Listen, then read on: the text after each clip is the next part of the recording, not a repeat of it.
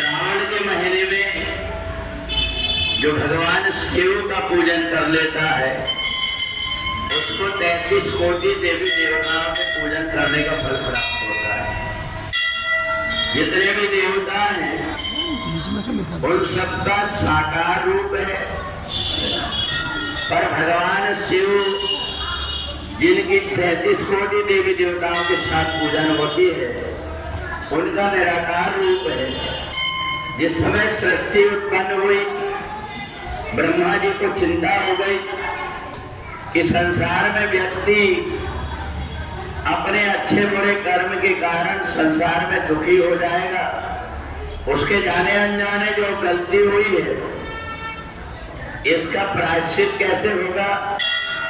उस समय सब देवताओं ने मिलकर के निराकार रूप में भगवान का एक ज्योतिर्लिंग प्रकट हुआ और उस ज्योतिर्लिंग से आवाज आई कि जो भी व्यक्ति इस ज्योतिर्लिंग का दर्शन करेगा उसकी सब प्रकार की दुख दारिद्र दूर होकर के मनोकामना पूरी होगी। देखते ही देखते वह ज्योतिर्लिंग 12 स्थानों पर उसकी ज्योति फैल गई और इसलिए अपने यहाँ पर 12 ज्योतिर्लिंगों की जहाँ का स्थापना हुई है।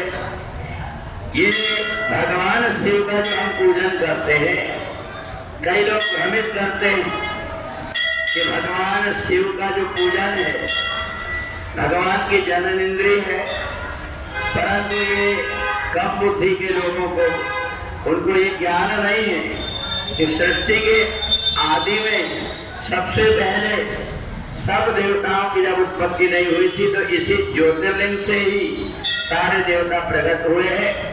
इसलिए ब्रह्मा विष्णु महेश तीनों अपने अपने गणों के साथ में और लक्ष्मी सरस्वती और पार्वती तीनों देवियां अपने अपने देवियों के साथ में इस पिंड में विराजमान है।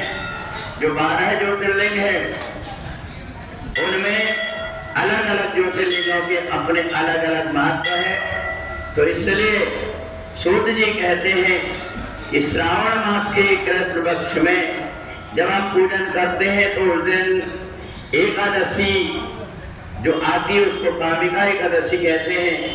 इस एकादशी के दिन जो भी भगवान शिव का पूजन कर लेता है कुरुक्षेत्र में स्नान करने से यज्ञ करने से जितना पुण्य होता है उतना केवल कामिका एकादशी के व्रत की कथा सुनने से भगवान के पूजन करने से हो जाता है। फिर भी जिसके जैसी सामर्थ है उसके अनुसार अगर इस दिन कोई व्रत करता है तो उसको अनंत गुना पुण्य की प्राप्ति होती है।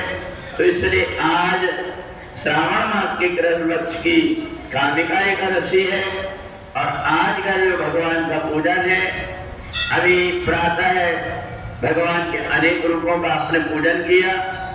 जो भी सुबह के समय पर अभिषेक अलग से दूध के लिए राशि जमा करते हैं उन्हीं